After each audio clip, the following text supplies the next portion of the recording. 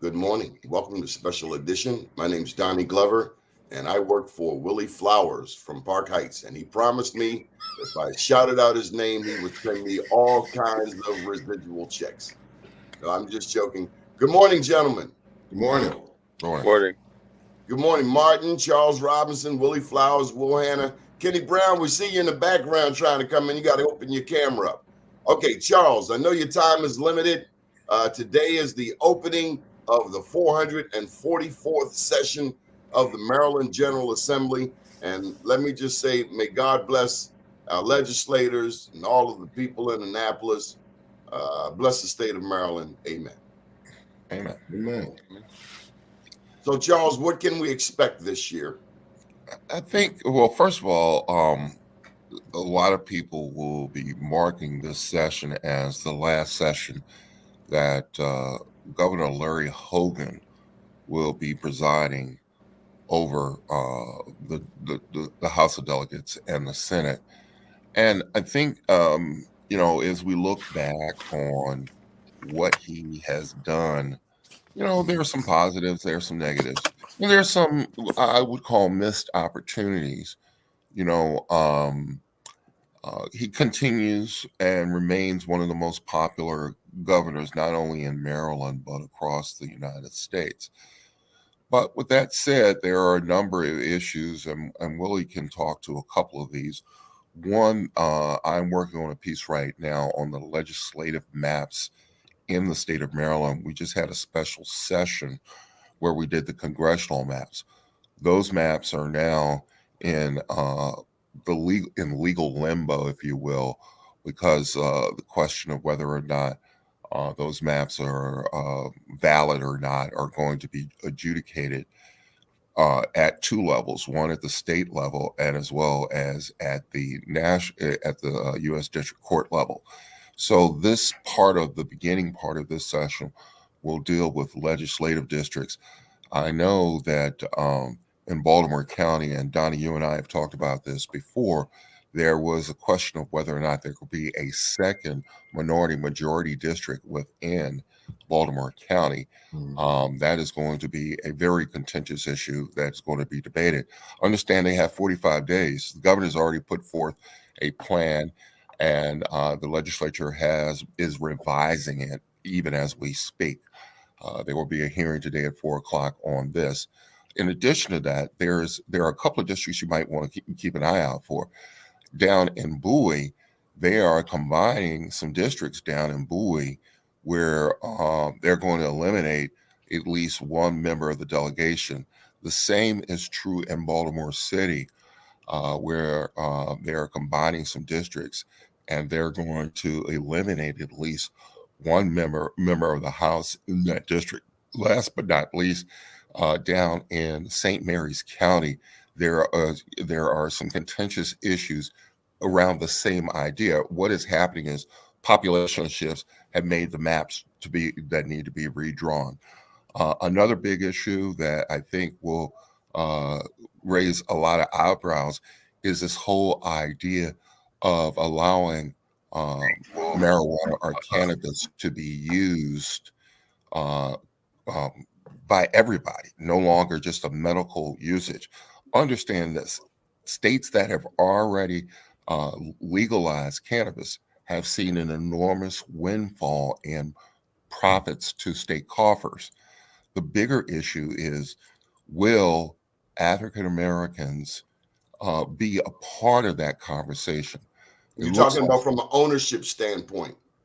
Ownership and distribution standpoint, because we have felt the brunt of the legal issues surrounding the illegal activities associated with marijuana, but we have not been able to reap the windfalls, if you will, of of the profiteering, if you will, of this.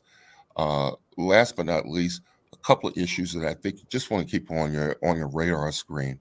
During the last session, we passed something called Anton's Law, which allowed you to look at the backgrounds of police officers who have had issues, i.e., for disciplinary issues and everything else. And it's not being implemented very well. And I know that there's some efforts underway to do that. Last but not least, let me just tell you, if you are a baseball card fan, you need a baseball card to figure out who's where and what they're doing. Couple of things I want to make sure that everybody understands. Vanessa Atterbury from Howard County has just been named the chair of the Ways and Means. Those are the people who write and write your taxes and find out where the revenue is. The other is I'm drawing a blank. We have a new in the House, a new economic matters chair. He's from out of Charles County, and watch what goes on in those two committees, because that's going to be a very big deal. Now that's Ways and Means and House Economic. That's where Derek Davis was. And speaking of Derek Davis becomes only the second African American treasurer in the state of Maryland, and he will be a part of the Board of Public Works, which will actually make determination of how money is spent when the session is not in. That makes him the second Black treasurer following Republican Richard Dixon. Yes, correct. Richard. Okay. Anything? Now, Richard Dixon was not a Republican. He was not a Republican. I was like, no, he's not a Republican. Richard. Okay. Yeah. That's Richard. That's Richard Nixon. That's Richard Nixon. Thank you, Willie. Charles, anything on minority business enterprises? That's something that falls into your bailiwick. Yeah, I think we continue to monitor, and this is where I think you want to watch the treasurer. Understand this. Every time a contract comes before the state of Maryland, I can tell you that the comptroller has asked on many occasions, where's the minority participation? It is not widely enforced in the state of Maryland that 15% of all contracts in the state should go to minority businesses. And they have never, ever met. And let me say that again. They have never, ever met the goal. And at one point, there not was even close. Right. And at one point, there was a bizarre argument that, well, why don't we just put that aside and just see how it works? Let me tell you, it didn't work. Very good. Charles, I know your time is limited. Was there anything else we had to squeeze in? Because we don't want to hold you up. We know you're representing Maryland Public Television and doing a marvelous job. How many years has it been for you now, Charles, in Annapolis? Well, this is my 21st year. Actually, I've been covering Annapolis even prior to covering it for Maryland Public Television. I've covered 4 governors. Is that my dog? Is that my dog in the background? That's the security force. Yes, sir. He's working right now. If you don't know Donnie's dog provided security for us when the 300 man march came down North Avenue, and trust me, nobody was going to touch us that day. Yeah, Pharaoh was protecting Charles from the mayor at the time. Will Hanna, come on in. You were the first one to log in this morning. What's happening from your Park Heights perspective? We're going into the session. Well, I think that part of the issues that we have in our neighborhood is that there's a there's a lack of communication between a lot of the elected officials and the electorate, and finding out what exactly what is being proposed for the district. And so just so people know, excuse me, that Park Heights falls between the 40th and 41st districts. So we haven't gotten a lot of communication about what the plan is going forward.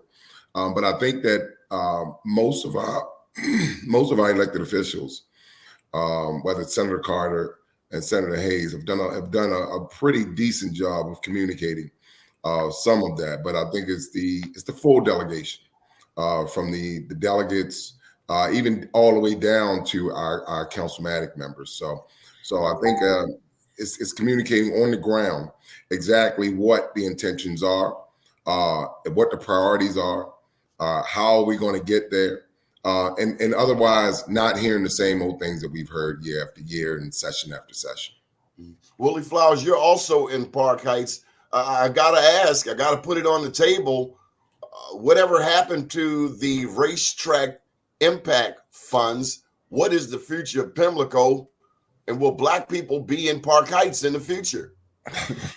Okay, let's frame this. Now that question is loaded, but I will say, I think with respect to what Will explained about the Senate delegation, as far as I can see in my experience, Antonio Hayes has been on top of the issue of what happens with everything, specifically with designing what the PCDA should be doing, the Pimlico Community Development Corporation should be doing, and setting the tone for what the Park Heights Renaissance should be trying to develop.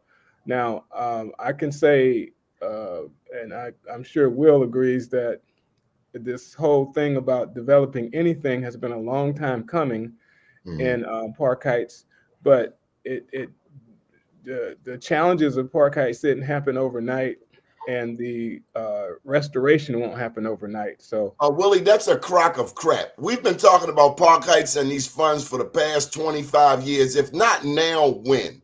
We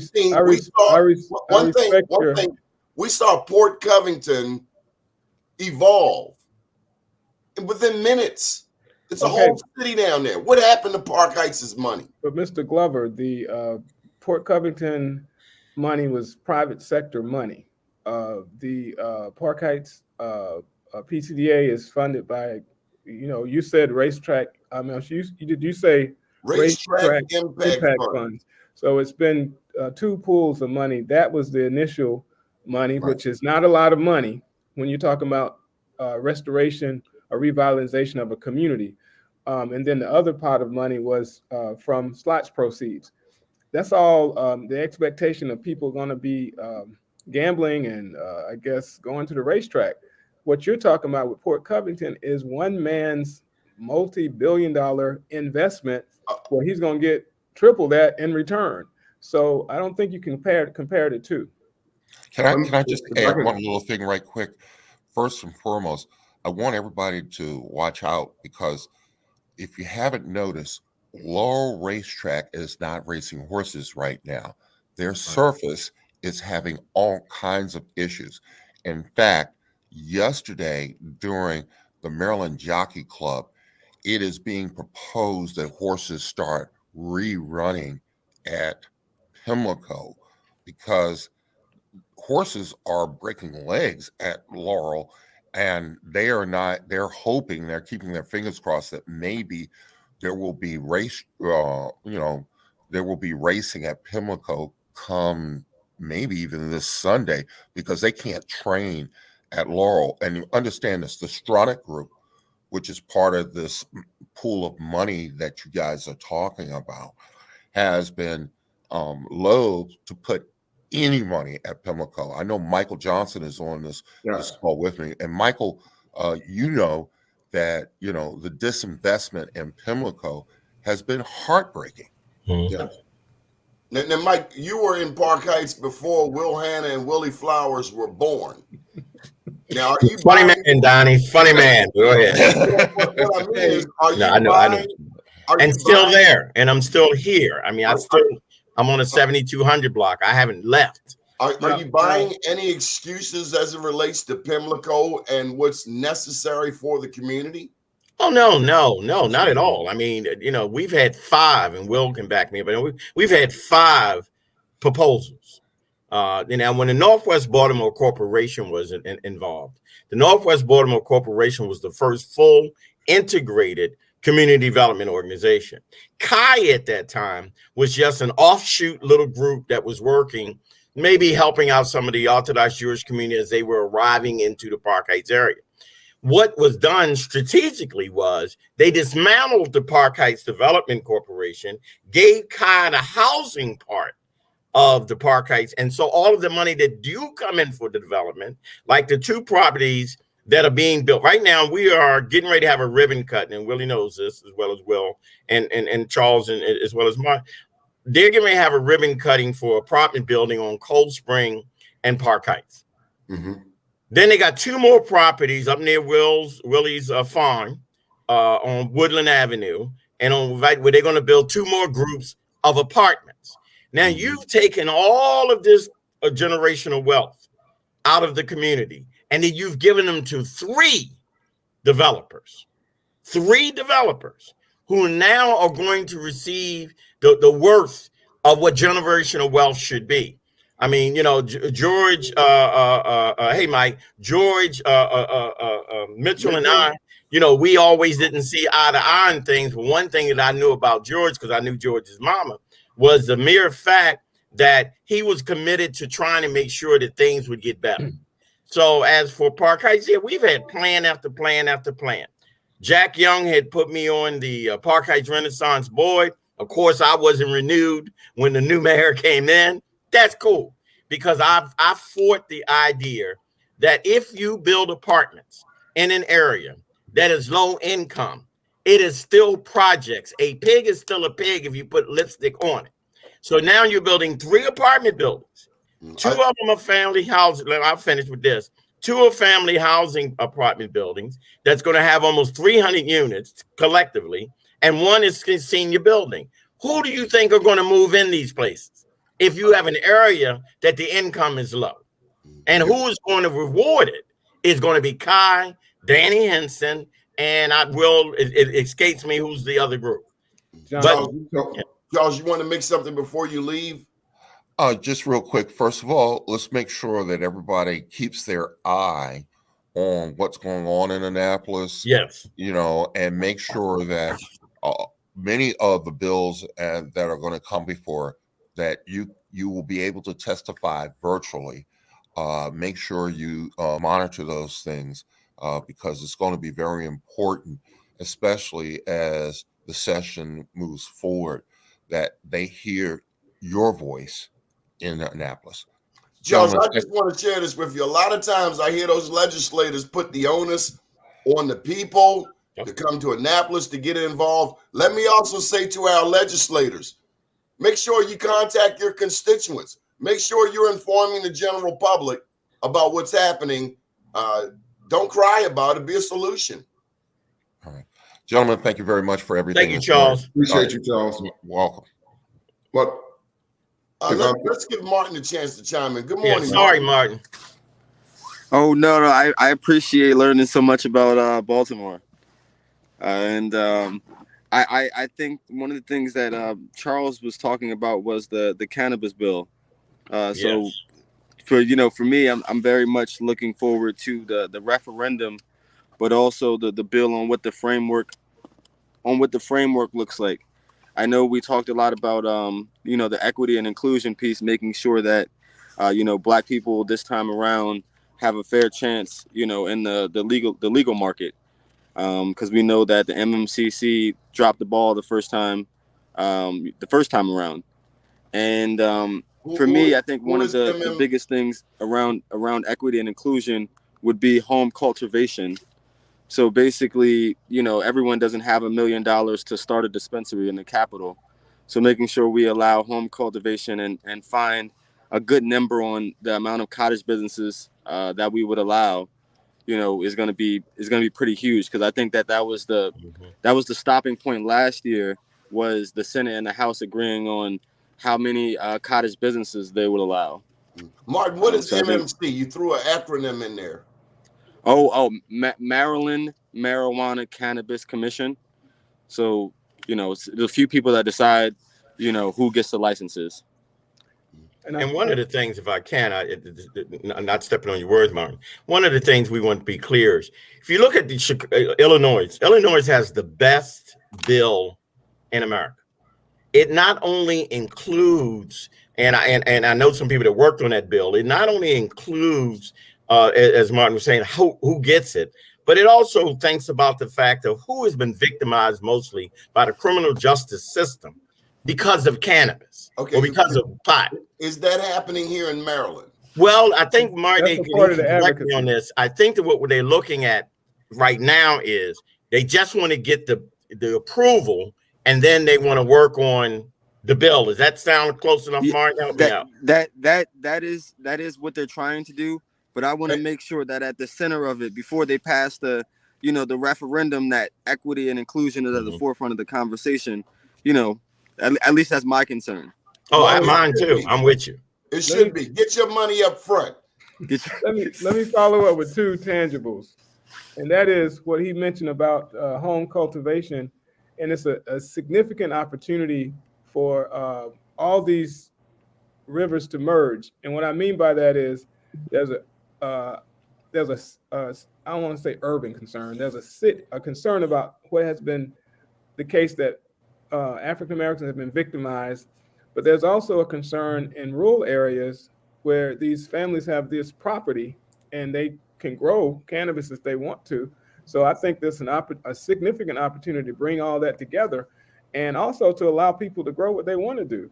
I mean, this thing about restrictions on cultivation is absurd to me. That's like saying that you can't be a farmer, So I think this is a value opportunity. I think there has to be some leader to bring all that together, but because of the way we're so polarized these days, nobody comes together on those. Well, Willie, that's not it alone. There were some African Americans involved in this early on, and they were indicted. What? Well, I think that Cheryl Glenn, Lance Lucas, both of those names came up repeatedly in the news, and so easily the other community can say, "Hey, we gave you guys a shot, then you got out there and fumbled the ball." I don't know if it went like that, but I will say. Can I follow up on that real quick to your point, Donnie? And I think I'm just asking the question. Well, I'm gonna address part of that because I'm gonna kind of stay away from a little bit, but I'm gonna address part of it. No, you open your mouth. Don't stay away from anything. Here we go. Watch this. So here we go. Back when the legislation was first put out, and you mentioned Cheryl Glenn, but there was also one of the former Ravens players that did an application license that she advocated for, and that was part of that process. So that part didn't go too well. But the fact that we're having a conversation about marijuana after the fact that many people that look like everybody on this call have been victimized. The fact that we're even having a conversation, that's like saying, why does Black life matter? That's like saying, why does that matter? Like, if you take the same thing from people, the only reason you're involved in it now is because you saw an opportunity for yourself to profit off of us. And so to deny us the ability to even participate in this process is absurd.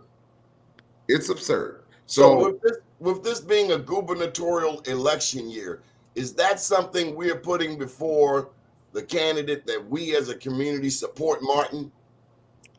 Absolutely. We know. Are we talking about cannabis still, right? Weed, yes, selling weed, making money. Cannabis and equity, yes, because we know that they're going to use it as a talking point. We know that they're going to campaign on it.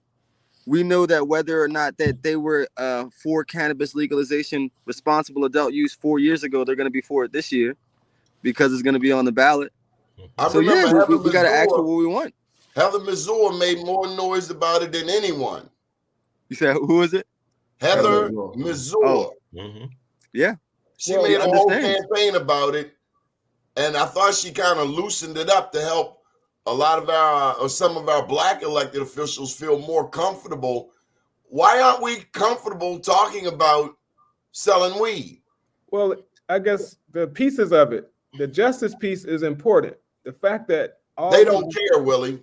Well, we got to make money off of locking up Black people. That's a business. We have to make them care. It is a business.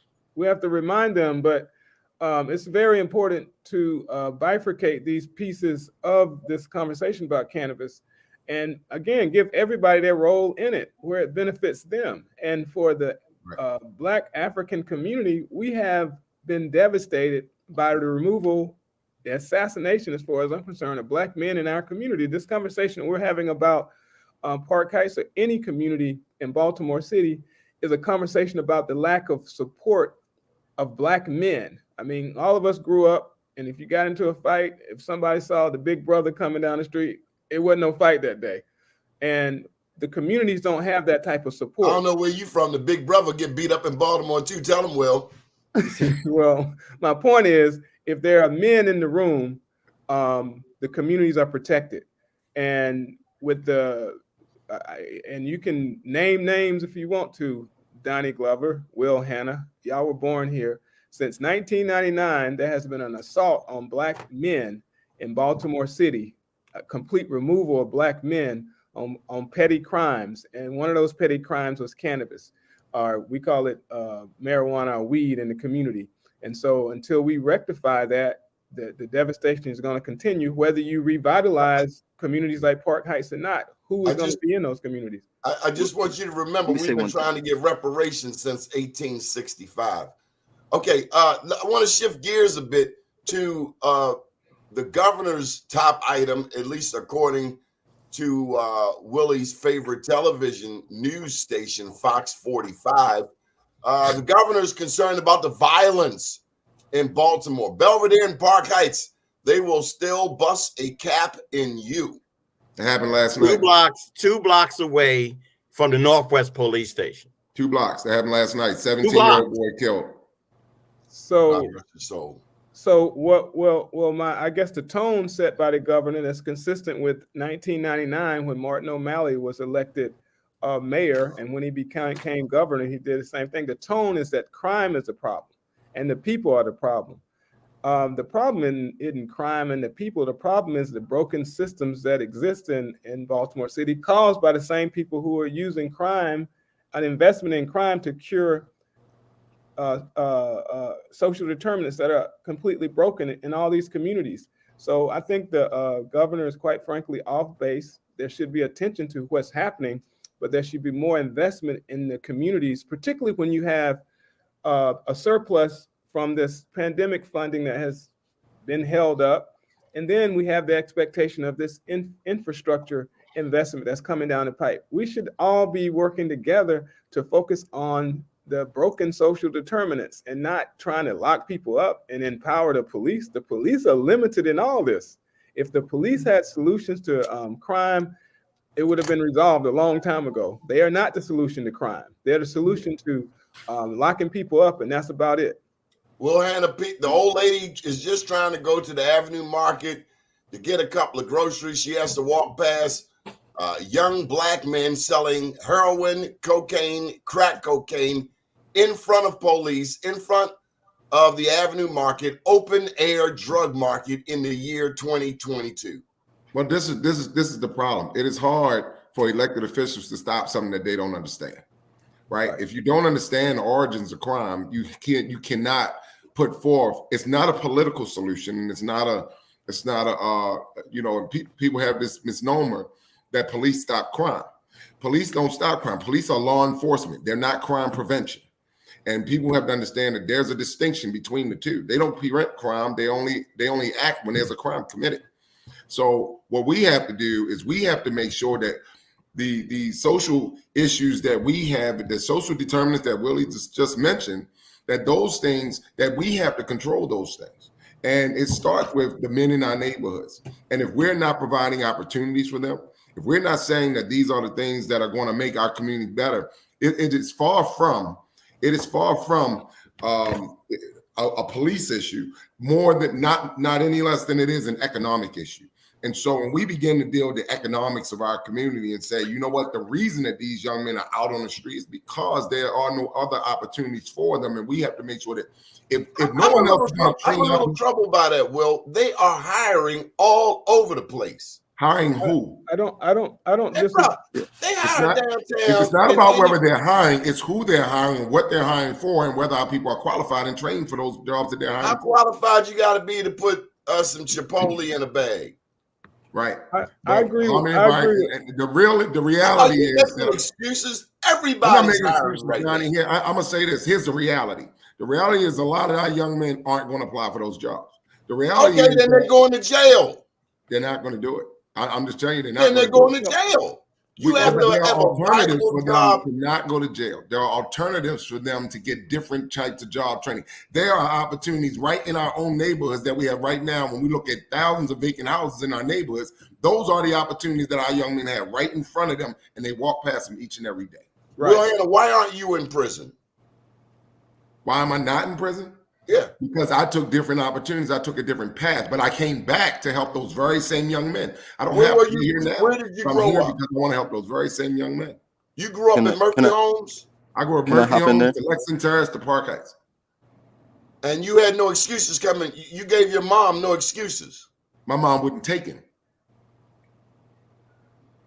She didn't afford me any excuses. Yeah, I had a different trajectory. My father wasn't as active in my life as either. My mother was my example, and this is the difference between a generational shift of what you see of the examples that these young men have today than what we had in the 70s and in the 80s. Right. Our parents were different. Martin, I don't know your last name. I can't see it, but it's Mitchell. Okay, please chime in. No, I was just, you asked him why he wasn't in jail. And you know, I'm probably the youngest person being a millennial. You know, I'll be honest. The reason I'm not in jail is because my mom had the resources to keep me out of jail.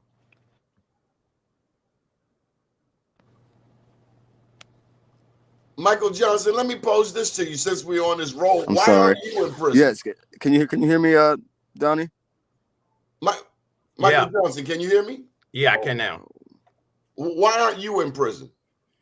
Well, I'm the youngest of 11, and I had a brother who decided to be that representative of the prison system for my family.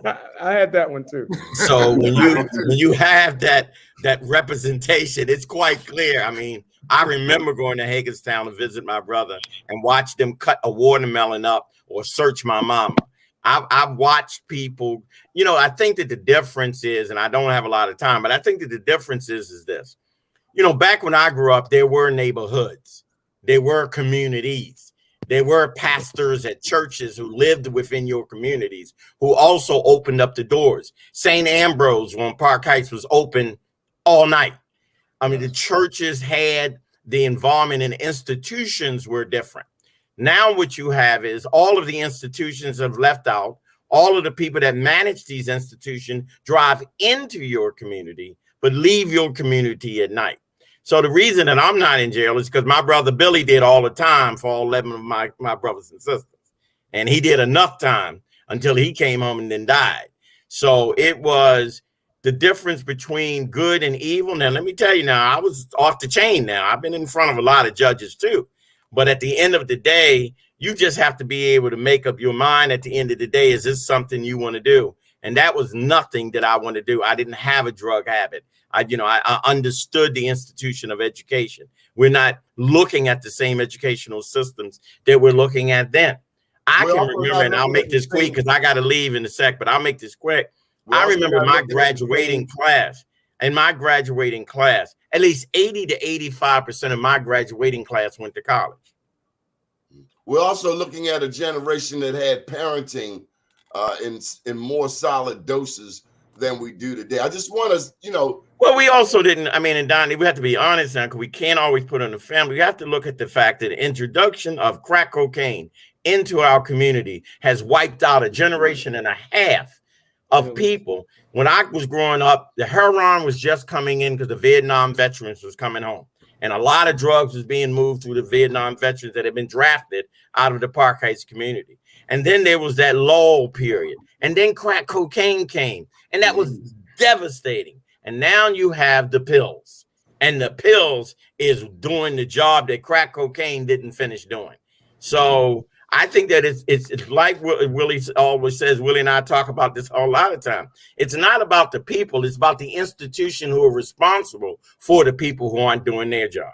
We played a role in this too, though, because a lot of people got big reputations for selling the most heroin in Baltimore. They made movies about them. They made films about them. And they too have a responsibility to fix the city that they helped to destroy. But those people weren't my heroes. See, my heroes was Wayne Clark. My point is, the same community. Right, but my point was Reggie Blanchard in 1966 was drafted by the Orioles, or the boy Kenny Ubran, who lived up the street and went to the Olympics. They were different types because of the communities. If you don't improve the communities where people are living, and if the education system continues to miseducate our children, then we will have the same conversation in the next 3-4 years. Maybe it's time to be like Boyd Rutherford said, tear down the Baltimore City public school system and start from scratch. Well, maybe Boyd Rutherford should have said that when he became lieutenant governor 8 years ago. Well, my point is, I'm saying, well, you cut me off. 8 years ago, the system that has failed the children of Baltimore City. Everybody's pointing the finger. Marilyn Mosby saying she's not prosecuting low-level crime. And let me just tell you, Will Hanna, those guys standing on the corner selling coke, dope, and rock in front of old people and children are terrorists in the community. Our own people. But Marilyn Mosby doesn't arrest anybody. Well, I'll tell you this. Hey, Michael Johnson. Yes, sir. Hey, Michael Johnson. Danny. They smoking weed in front of cops. Well, then the police need to do something about it. Well, they lock them up and then they get let go. Did you then make it legal? Then we ain't got to have that problem. You make it legal. Did you see the latest story about the arsonist who said he himself should be locked up, Martin? Well, he's got a problem. I gotta go, guys. I just want to say that. No, I just want to say that. Look, Annapolis is rolling in. Everybody's got their ideas of what things need to be done. Stay on top, like Martin Mitchell and I are saying. Stay on top of this cannabis bill. This is $1 billion operation. If we don't get a grasp of it, every Asian, every Korean, every Arab is going to be selling you this stuff, selling those people that stuff. Me, I got a medical assistant card. I got to go. Talk to you later, gentlemen. Wait a minute. A cannabis card. I'm sorry. Yeah, he's legal. He's legal, I'm legal. I got a cannabis card. Can we see what it look like? Sure. I ain't hiding. No, the weed. No, the cannabis card. That's what y'all can do. I want to see how green the buds are, bud. No, I don't. They're about that big, Donnie. Don't worry about it. Oh my! Gotta go. Love you all, brothers. I love you all. Willie, take care, my brother. Will, always a pleasure. Present. Martin Mitchell, watch out, Donnie. Donnie, I love you, boy. 3 times over. I appreciate it. Donnie, if I could go to one of the point that you were making, right? One of the things, and you mentioned about who these a lot of these young men look up to. I was one of those kids that looked up to the drug dealer because they were the guys that came through the neighborhood in the nice car. They were the guys that had the nice clothes and all that. Had the girls. Them as kids. They had the girl. And the girls. They had all the girls. Before the girls as we got older. But the thing is, where are they now? As we got older. Treatment in NA or dead or locked up. All right. Right. That was the cycle. That was what was the expectation was when you grew up in a neighborhood like Murphy Homes. Your expectation was, I'm gonna try to live to see 30. I'm gonna try to live to see 30, and I'm gonna make all the money I can before I die. That was the expectation in the hood. That was the expectation in those neighborhoods. As we got older, and by God's grace, I'm 51 now. And as we got older, we began to realize that this wasn't the life. I actually went in the military when I was 17, because I saw something different. I wanted something different. My mother showed me something different. She went in the military. I heard your mother put a pipe to your head and said she's going to bust your But here's the bigger point of what happened to our neighborhoods is that when the introduction, as Mike was saying, the introduction of crack cocaine in the 80s, right, destroyed our neighborhoods. The children that you see now that are doing the most crime in our neighborhood, these are their children. These are the children of the 90s. These are their children. But there was something else that went down, Will. Who lost all of the fiber that we had in our neighborhoods. But there was something else that happened, Will. We lost legislation. These are their children. Legislation came down where parents were afraid to beat the crap out of their kids because the kids could pick up the phone and call 911 on their mother. That's a part of the destruction of the black family also.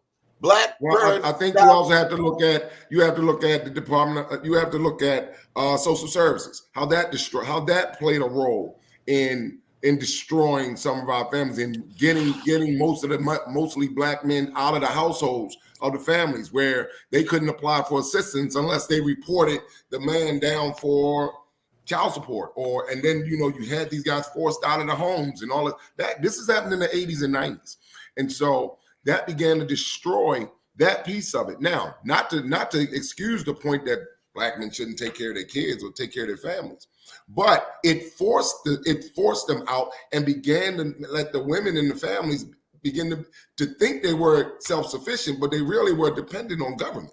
And you got to add in the music. The music, a lot changed. Right. It wasn't just the politics. The church changed. There was a time when the black church was everywhere in the black community, but then the churches started moving to the county. No, the church stayed there. The pastors moved to the county. New Psalmist moved to the county. Bethel opened up a church in the county. Who's in the city anymore? Matter of fact, you got preachers living in gated communities.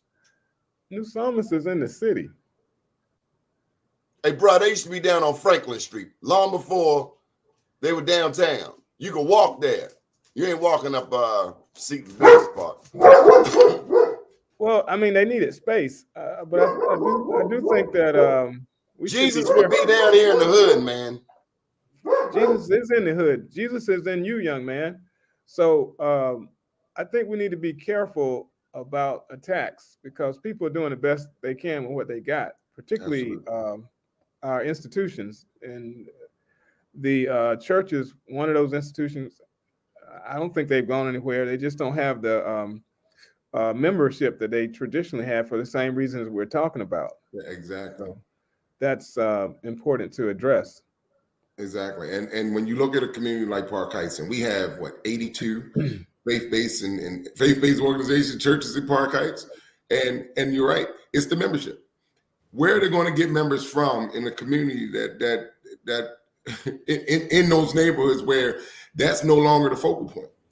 We got soft. We've been moving to Baltimore County since 1970. So in addition to the drugs, the crack, the education, we've also been dealing, as was mentioned at the beginning of the show, the migration from Baltimore to Randallstown. So our community has really been changed. Martin, you want to chime in? Yes. What is this? Keep that camera still, Martin. You make me a little dizzy there, bud. I got you. I cut out a few times. Let me know the topic. We're talking about how to improve our community amidst this General Assembly. Oh well, I think I agree with Will. We can't politic our way out of this situation, and kind of I didn't get a chance to speak on Hogan. I think Hogan's refund priority. I think that's another thing he's going to use on his campaign. I firmly believe that he will run for something in the next 2 years. So I believe he's going to use that to get his base rallied behind him. Martin for me, O'Malley I think that did the same thing. Huh? Martin O'Malley did the exact same thing. Sure. It's a playbook, right? And it was something similar that I said to somebody running in Montgomery County as their executive.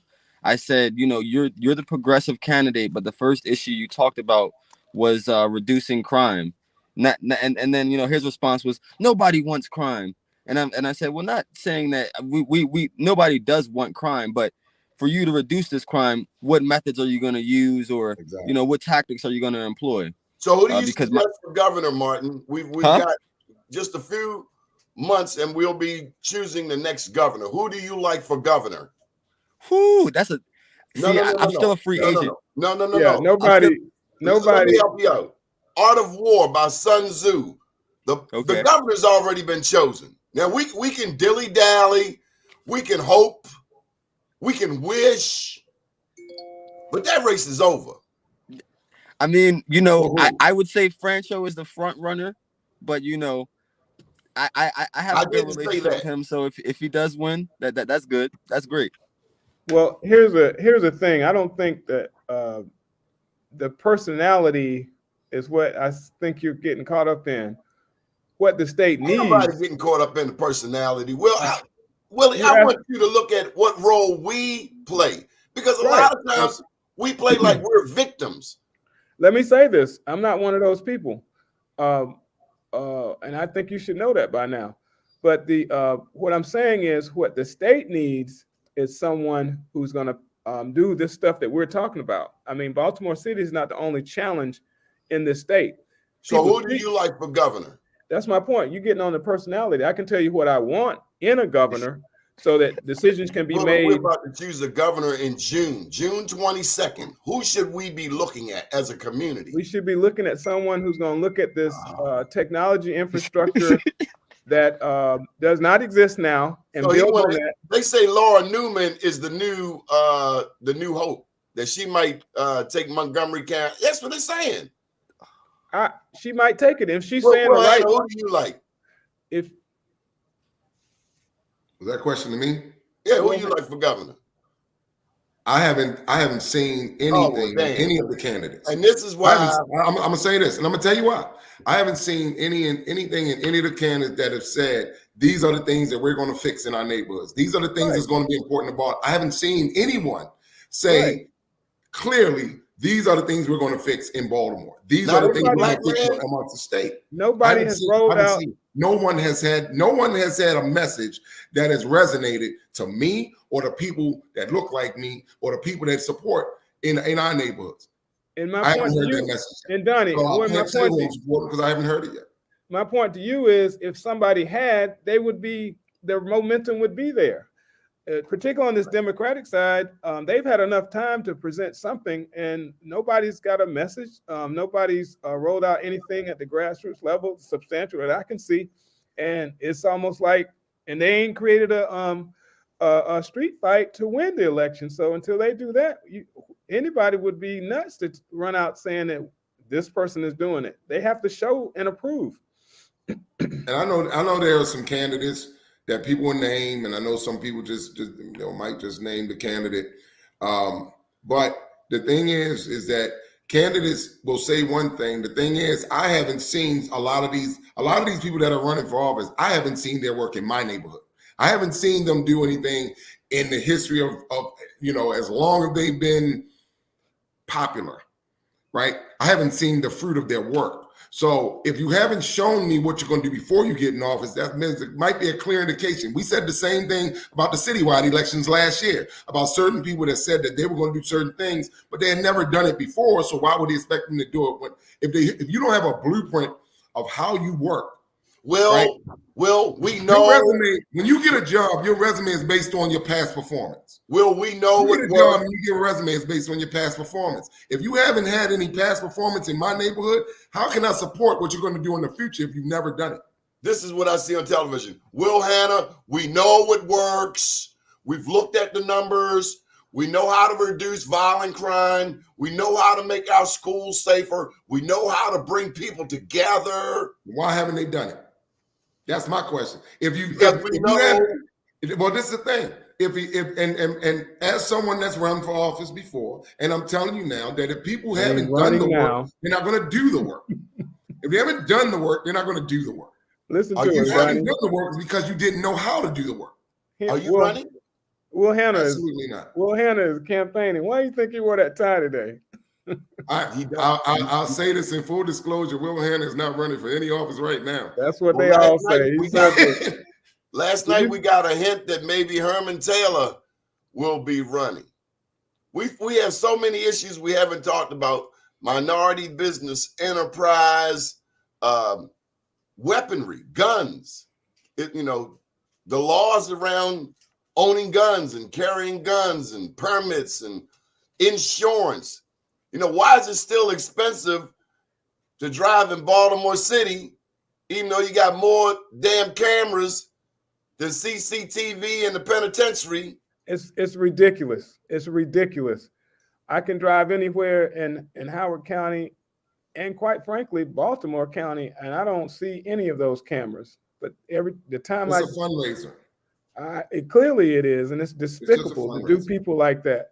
And then you don't have they're fighting having one on 83. That's absurd to me. They're putting 5 on 83.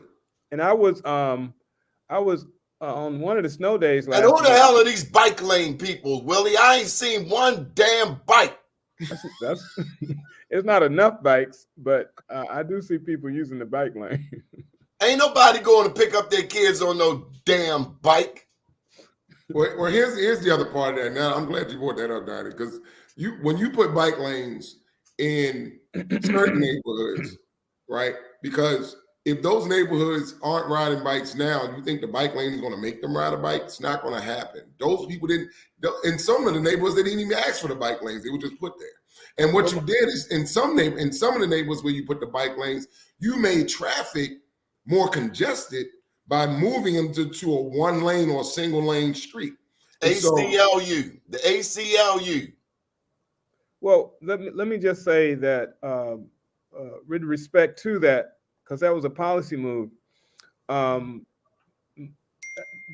pushed the policy? Whose policy is it? Because I ain't met a black person yet that was talking about bike lanes. Okay, the issue is, again, not that. It's that we can do the same thing. Medical marijuana and the selling of weed. It's always excuses when it comes to black people. Hey, brother, I'm not trying to make an excuse. I'm saying that we should do the same advocacy for something that's important to us.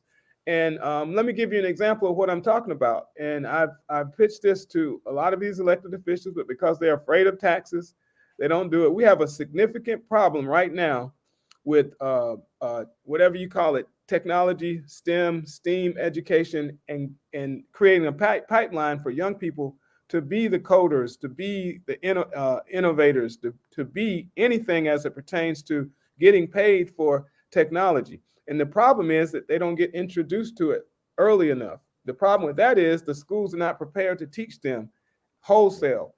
Policies need to change. I believe that we should be teaching STEM education in daycares. Daycares should be incentivized because you see young people using phones better than we do at 3 and 4. Yes. But because they don't educate them to change their brain function to be what we're talking about when we talk about Gates, we're talking about anybody who's an innovator at that level. We're failing our young people by not advocating for that type of demand.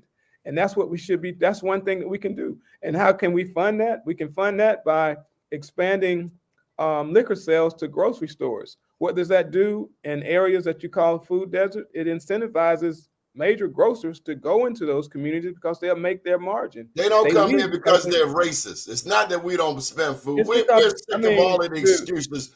Everybody needs food. You just gave an excuse for grocery stores not coming in. I'm telling you that grocery stores, if any business tell you they can't make their margin, Willie, that's a crock of crap. They said the same thing about Liberty Road. Liberty Road lost 3 supermarkets. We've got about 2 minutes left. Any final thoughts? We're going to come back and talk about this technology piece because you want to criticize the bike lanes. Let's use the same avenue to build an opportunity to teach young people to save, to eliminate this thing called food deserts that we call food apartheid in the green movement, and then we can have something to show for our time. We need a mass exodus from the Democratic Party. We're doing the same thing and expecting something different. Will Hanna, your final thoughts. I think that one of the points that Mr. Flowers made about training is that we have to look at those opportunities where we can have where that training can exist. In the slots legislation, Baltimore City was to close 26 of their schools. So those school buildings can become those havens and those opportunities to do that training, conduct that training, that STEAM, workforce development, the building trades, all of those types of things. Let's look at those opportunities and see those are the things that we need to be funding in our communities that can actually improve what's going on the ground in our neighborhoods. Willie, Will, we thank you for your advocacy. Just wanted to get you guys a little stirred up. This Maryland General Assembly, as you well know, is the most important part. This is where the money's doled out. Who gets what, when, and where. And we don't have to agree, but my goal today was to at least touch on the various issues, because you're right, Willie. We do need to go to Annapolis. We do need to be involved. Voting is just not about filling in the circle or pulling a lever. Both of you guys, you have phone numbers. You have phone numbers to your delegates, your state senators, your council people. We have to encourage our brothers and sisters and neighbors to get involved. So on that note, if you want to reach Annapolis, 410-841-3000. Kenny, we've been trying to get you to say a word, and now you come in with 90 seconds left. Yeah, well, you know what? I've been playing with it over here, and I kept going in and going, leaving out and coming back in. But I've been listening to the show. You guys have done a great job this morning. I've been here screaming at the laptop. Brother Brown. And he's got What's up, Mr. Willie? Voice newspaper. And what's up, Mr. Will? Hey, Mr. Will, if you start running for something, I'll vote for you. he just said not yet. He said he's not running yet. That might ease him over into that lane. Which lane, Will Hanna? What you looking at? Will, you're still an advocate. To the bike lane. You don't have to be an elected official to be an advocate. Kenny, I've learned that over the years. Hey, Kenny, I have absolutely no intention. I will support some good candidates, though. Kenny, who you got running out Liberty Road? Come on. Look, I got Ben Brooks running for Senate in the 10th district. And I tell you what, y'all were talking about Park Heights. I'm talking about up there in Owings Mills. With the new map, they've created in that 11th district where we've never been able to get a person of color. We got an opportunity this time, but they went and carved out 11A. It was always hard for a person of color to run in that district because of that thing of being a part of the team. And the team always didn't look like us, and they didn't have a space for us. But now we got a qualified candidate that's going to come that way. And it's got a real chance because the 11A covers that Owings Mills area. And we all know there's a ton of us that look like us up in the Owings Mills area. So I'm glad to hear that. I'm glad to hear that. We should be able to make that happen. Also, one other point is that we're also going to lose 44 in Baltimore City. It's already gone because they put 44A in Baltimore County. Both in the county. So we're going to lose a delegate in 44. The next show is coming on. Thank you so much. Have a powerful day. Good morning. Thank you. Hey, Donnie.